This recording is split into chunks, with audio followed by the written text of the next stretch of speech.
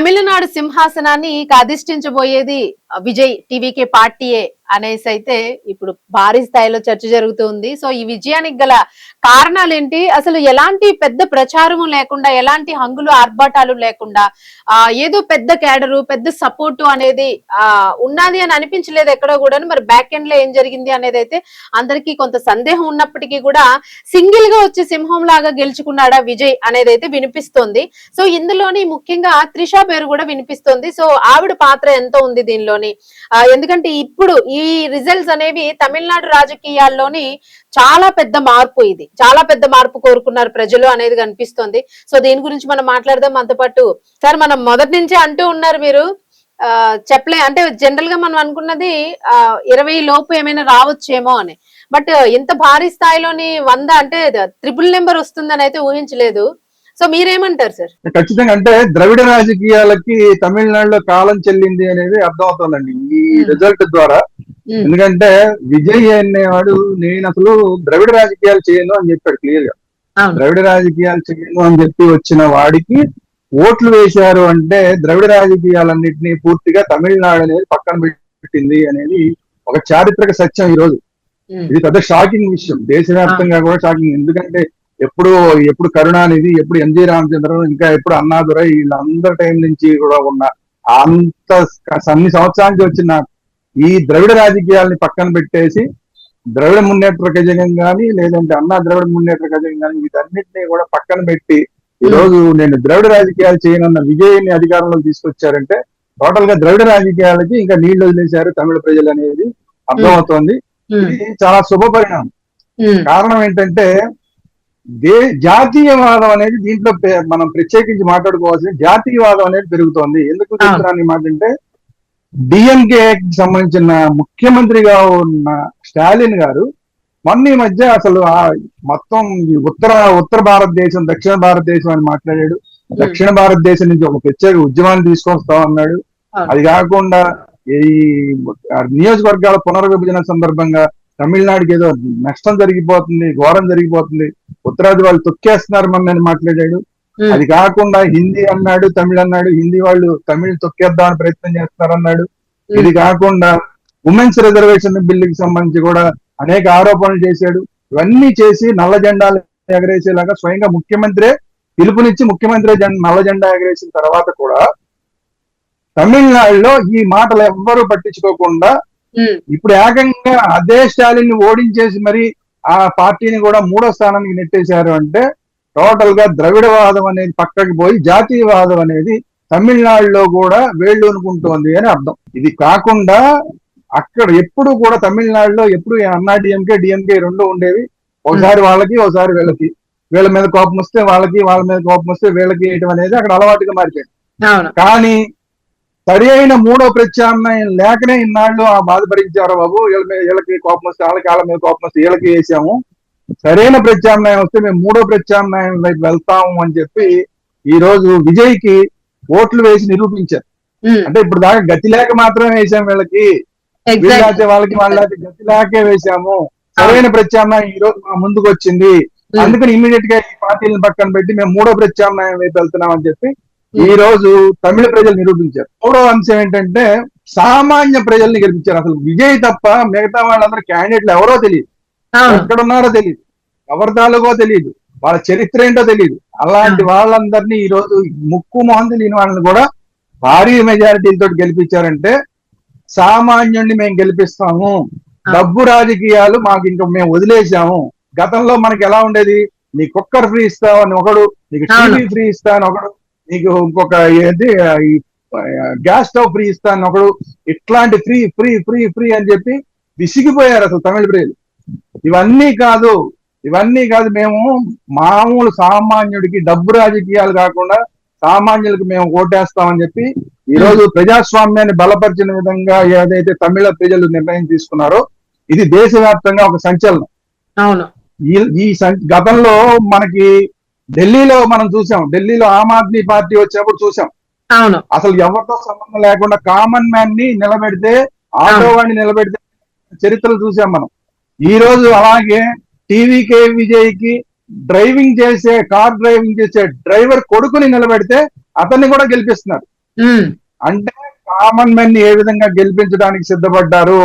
ఈ రోజు ప్రజలు విసిగిపోయి డబ్బు రాజకీయాలకి అనేది ఇక్కడ మనం చాలా చూడాల్సిన అంశం. రాబోయే రోజుల్లో మిగతా దేశంలో కూడా ఇది ముఖ్యంగా ప్రతిఫలిస్తుంది. ముఖ్యంగా ఆంధ్రప్రదేశ్ లో మనకి ఇదే పరిస్థితి ఉంది. అయితే ఆ పార్టీ లేదా ఈ పార్టీ, రెండే పార్టీలు. ఈ చంద్రబాబు నాయుడు మీద చంద్రబాబు నాయుడు ఈ రెండునే ఉన్నాయి. ఈ పరిస్థితి ఉన్న చోట ఖచ్చితంగా మూడో ప్రత్యామ్నాయానికి ఆంధ్రప్రదేశ్ లో ఖచ్చితమైన అవకాశం ఉంది అన్న మెసేజ్ ని ఈ రోజు తమిళనాడు ప్రజలు మనకు పంపిస్తారు. ఖచ్చితంగా దీన్ని ముందుకు తీసుకెళ్తాం. మాలాంటి వాళ్ళని దీన్ని ముందుకు తీసుకెళ్తాం. సామాన్యుడు ఈ డబ్బు మనకి చూడండి, ఆంధ్రప్రదేశ్ లో ఎక్కడన్నా సరే ఎమ్మెల్యే పోటీ చేయాలంటే 30 కోట్లు 40 కోట్లు ఉండాలి. ఒక పంచాయతీ ప్రెసిడెంట్ పోటీ చేయాలంటే ₹1,00,00,000 ఉండాలి. ఈ పరిస్థితిని మించి ఈ పరిస్థితులన్నీ పక్కన పెట్టి కామన్ మ్యాన్ సెంట్రిక్ గా పాలిటిక్స్ చేస్తే కనుక ఖచ్చితంగా ప్రజలు ఆదరిస్తారన్నది ఈ రోజు తమిళనాడు ప్రజలు నిరూపించారు. ఇలాంటి ఒక మూడో ప్రత్యామ్నాయాన్ని ఖచ్చితంగా మేము ఆంధ్రప్రదేశ్ లో కూడా ముందుకు తీసుకొస్తాం.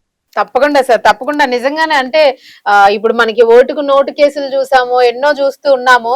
ఉచితాలకి ఓట్లు వేయాల్సిన పరిస్థితుల్ని, దౌర్భాగ్యమైన స్థితిని ప్రజలకు కూడా రాజకీయ నాయకులు తీసుకొచ్చారు అనేది కూడా మనకు అర్థమవుతున్నప్పటికీ కూడా మీరు అన్నట్టు అక్కడ ప్రత్యామ్నాయం లేక కర్మగాలి వాళ్ళు ఓటేయాల్సి వస్తుంది అనే దానికి నిజంగానే ఈ రోజు ఒక సంచలనమైన మార్పు వచ్చింది. Sir, at the same time నిజంగానే అంటే ఇందులో కీలకంగాను మనం విజయ్ ని తీసుకుంటే తన విజయం వెనుక త్రిషకి సంబంధించిన పాత్ర ఉంది అని మనం అనుకోవచ్చా? అంటే చాలా మంది మాట్లాడుతున్న అంశం ఇది. ఆయన ముఖ్యమంత్రి అయితే ఆవిడ ఉప ముఖ్యమంత్రి కావచ్చు అని. సో దీనికి మీరు ఏం అనాలిసిస్ ఇస్తారు? త్రిష పాత్ర రాజకీయాల్లో పెద్దగా ఉందని నేను అనుకోవట్లేదు. ఎందుకంటే ఆవిడ ఎక్కడ ప్రచారం చేయలేదు. ఆవిడేం డైరెక్ట్ గా ప్రచారం చేయలేదు. ఆవిడ ఏమన్నా ప్రచారం జరిగిందంటే ఆవిడకి వ్యతిరేకంగా జరిగింది. ఆవిడకి వ్యతిరేకంగా జరిగింది, విజయ్కి వ్యతిరేకంగా జరిగింది. వీళ్ళిద్దరిని చూపించి బూచిగా చూపించి, వీళ్ళిద్దరి సంబంధాన్ని బూచిగా చూపించి వ్యతిరేకమైన రాజకీయం జరిగింది. అయినా కూడా ప్రజలు పట్టించుకోకుండా విజయ్కి మంచి ప్లేస్ ఇచ్చారు. 2 చోట్ల పోటీ చేస్తే 2 చోట్ల గెలుస్తున్నాడు. సరే, రాష్ట్రం అంతా కూడా ఎలాగా గెలవబోయి ముఖ్యమంత్రి కూడా అవుతున్నాడు. అయితే ఈ సందర్భంలో మనం కొన్ని గుర్తుపెట్టుకోవాల్సిన విషయాలు ఏంటంటే, ఇందాకే ఒక ఛానల్లో చూశాను నేను. త్రిష ఎప్పుడోనే చెప్పింది 10 ఏళ్ల తర్వాత నేను తమిళనాడు ముఖ్యమంత్రి అవుతానని చెప్పింది ఒక చోట. అంటే ఈవిడ ఎప్పటి నుంచో ప్లానింగ్ లో ఉంది. దానికి అనుగుణంగా ఆవిడ పావులు కదుపుతోందా ఏంటనేది మనకి తెలియదు. ఎందుకంటే ఆవిడ స్పష్టంగా చెప్పింది కాబట్టి, దానికి అనుకూలంగా ఆవిడంతటా ఆవిడ వచ్చి పార్టీ పెట్టి ఆవిడ చేసే పరిస్థితి లేదు కాబట్టి ఇండైరెక్ట్ గా ఈవిడ రాజకీయం చేసిందా అనేది మనం చూడాలి. అయితే ఇక్కడ ఆవిడ రేపు పొద్దున మంత్రి అవుతుందా ఏదవుతుందా అనేది పక్కన పెడితే, ఇలాంటి రాజకీయాలు ఆంధ్రప్రదేశ్ లో కూడా మనం చూసాం, తమిళనాడులో కూడా మనం గతంలో చూసాం. ఎంజి రామచంద్రన్ జయలలిత విషయం చూసాం మనం.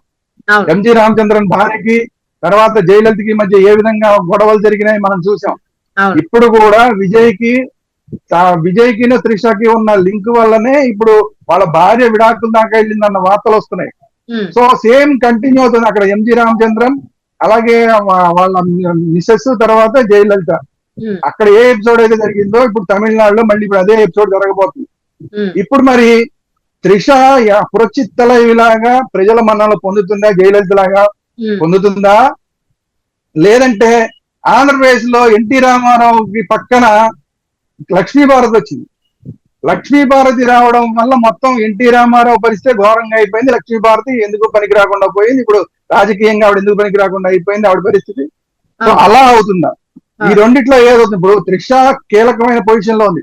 జయలలిత అవుతుందా, లక్ష్మీభారతి అవుతుందా? రెండిట్లో ఏదవుతుంది అనేది రాబోయే రోజుల్లో మనం చూడాలి. తప్పకుండా సార్, తప్పకుండా. మొత్తానికి ఎప్పుడు ఎన్నడూ లేని విధంగాను ఈ రాజకీయాల్లో అయితే అనేక రకాల మార్పులు మనం చూస్తున్నాము. ముఖ్యంగా ఇప్పుడు మాత్రము ఈ రిజల్ట్స్ అనేవి ప్రజలకి ఏది నచ్చిందో అదే చేశారు అన్నది చాలా చక్కగా ప్రూవెన్ అయింది. మీరు అన్నట్టు ముందు ముందుకి ప్రజలు డబ్బుకి లేదా ప్రలోభాలకి లొంగకుండా తమ ఓటు హక్కుని వినియోగించుకుంటే కొంచెం స్వచ్ఛమైన రాజకీయాలు బయటకు వస్తాయి. ఇంకొక విషయం కూడా చెప్తాను మీకు. ఇప్పుడు తమిళనాడులో మామూలుగా భారతీయ జనతా పార్టీకి స్థానం లేదు అనుకుంటాం, కానీ అలాంటి భారతీయ జనతా పార్టీతో కలిసి పోటీ చేసిన అన్నా డిఎంకే తన పొజిషన్ తను నిలబెట్టుకోగలిగింది, తన ఓటు పర్సెంటేజ్ నిలబెట్టుకోగలిగింది. అంటే ఏంటి?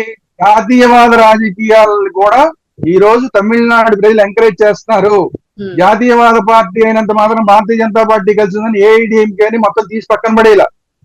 అంటే ఏంటి? ఇందాక నేను చెప్పిన ద్రవిడ రాజకీయాలను పక్కన పెట్టి జాతీయవాద రాజకీయాల వైపు తమిళ ఓటర్లు పయనిస్తున్నారు. అవును. ద్రవిడ పార్టీని పక్కన పెట్టేస్తున్నారు.